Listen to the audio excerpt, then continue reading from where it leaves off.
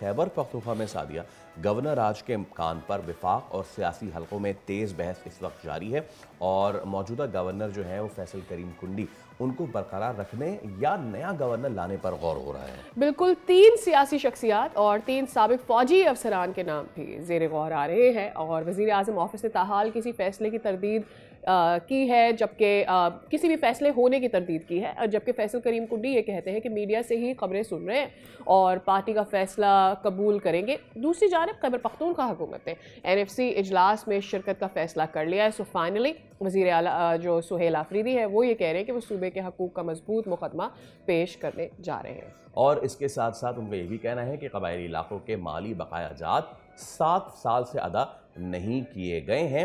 अच्छा, moving on to our next story और that is Karachi. वहाँ पे भी सियासी माहौल गर्म है। आपने कल इतवार के दिन का जिक्र किया, तो कल पीपल्स पार्टी यौम तासीस सेलिब्रेट कर रही थी पूरे पाकिस्तान बशमूल कराची में।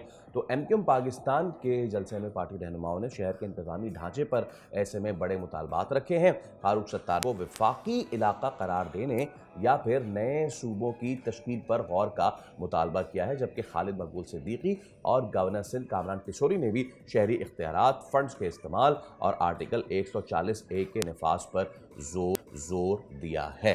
अच्छा, पीपल्स पार्टी के जो चेयरमैन बिलावल भुट्टो जरदारी साहब ने यौम तासीस के मरकजी खिताब में ये कहना था उनका कि NFC और 18वीं तरमीम से छेड़छाड़ आग से खेलने के मुतरादिफ है। उन्होंने मज़ीद ये भी कहा कि सूबाई हुकूक कमज़ोर करने की किसी कोशिश की हिमायत नहीं किया जाएगा और उन्होंने ये भी कहा कि पाक भारत जो हालिया कशीदगी है उसमें मुसल्लह अफवाज के किरदार को हम सराहते हैं। इस वक्त जो पाकिस्तान को चैलेंजेस हैं वो ना सिर्फ अंदरूनी हैं बल्कि बहरूनी चैलेंजेस है जिसका पाकिस्तान मुकाबला कर रहा है। बट ऑल ऑफ इट, जो कल के उनका खिताब था उसमें सबसे अहम बात थी वो NFC अवार्ड के बारे में थी और सबसे अहम बात उनकी ये थी कि हम किसी भी तौर से ये बर्दाश्त नहीं करेंगे कि वफाक को किसी सूरत कमज़ोर होने दिया जाए। All right. तो चलिए, ये तमाम तर सियासी नाश्ता हमने आपके सामने रखा। इसमें से हम जो बात करने जा रहे हैं इन डिटेल वो है खैबर पख्तूनख्वा की जो बदलती सियासी सूरत हाल है उस पर। तो सीनियर सहाफ़ी तज़कियाकार इमरान याकूब आज सुबह सवेरे हमारे साथ मौजूद हैं। इमरान साहब, अस्सलाम वालेकुम, सुबह खैर, बहुत शुक्रिया आपके वक्त के लिए। सर, सबसे पहले तो ये बताइए, वज़ीर आला KP सुहेल आफरीदी एहतजाजी सियासत का रुख कर रहे हैं, क्या समझते हैं PTI खुद को मजीद बंद गली में धकेल रही है? बिस्मिल्लाहिर्रहमानिर्रहीम। देखिए, वज़ीर आला KP सुहेल आफरीदी की सियासी फिक्र अमली पर बात करने से पहले जरूरी है कि आप ओवरऑल PTI की सियासत को समझें। PTI की अगर आप सियासत पे नजर दोहराएं तो PTI जो है उसकी सियासत की सारी रोड की सियासत है। वो धरने की सियासत हो, वो एहतजाज की सियासत हो, वो जो है ना लॉन्ग मार्च की सियासत हो, उसके अलावा तो PTI जो है वो अगर आप सियासी हिकमत अमली से काम लेने की बात करें तो वो कभी भी आपको उस तरह से नजर नहीं आई।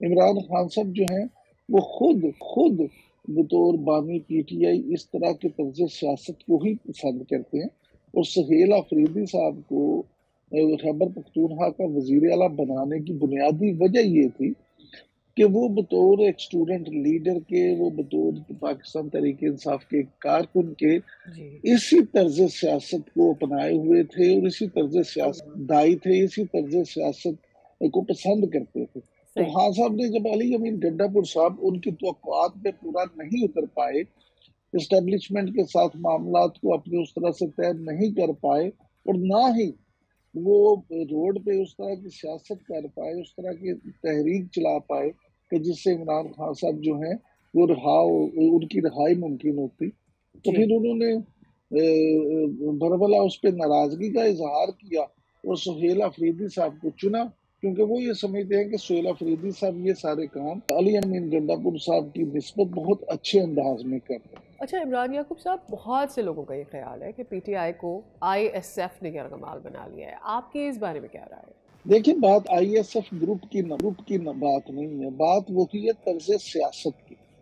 तो इमरान खान साहब जो हैं वो और उनकी वजह से पूरी PTI का एक मिजाज बन गया है। ये नॉर्मल सियासत पे यकीन ना रखने वाले लोग हैं। इनका सियासी तरीकाकार जो है वो यही है शायद कि वो सियासत में एहतजाज के, हल्ले गुल्ले के, शोर के اس کے زیادہ قائل۔ عمران صاحب، خیبر پختونخوا میں گورنر راج اور گورنر کی تبدیلی دونوں خبریں جو ہے وہ گردش کر رہی ہیں۔ اب صورتحال یہ ہے کہ فیصل کریم کنڈی جو ہیں وہ فی الحال دونوں جو ہے اس کی تردید کر رہے ہیں، دونوں خبروں کی۔ آپ کے پاس اس حوالے سے کیا اطلاعات ہیں؟ دیکھیں، فیصل کریم کنڈی صاحب کا تعلق پاکستان پیپلز پارٹی سے ہے۔ اب آپ اگر یہ سمجھیں کہ حکومت جو ہے اس وقت وہ مسلم لیگ نون کی ہے، مسلم لیگ نون پیپلز پارٹی کا گورنر جو ہے اس کو ہٹا دے گی، تو میں بظاہر being a follower of politics اس کو مناسب نہیں سمجھتا۔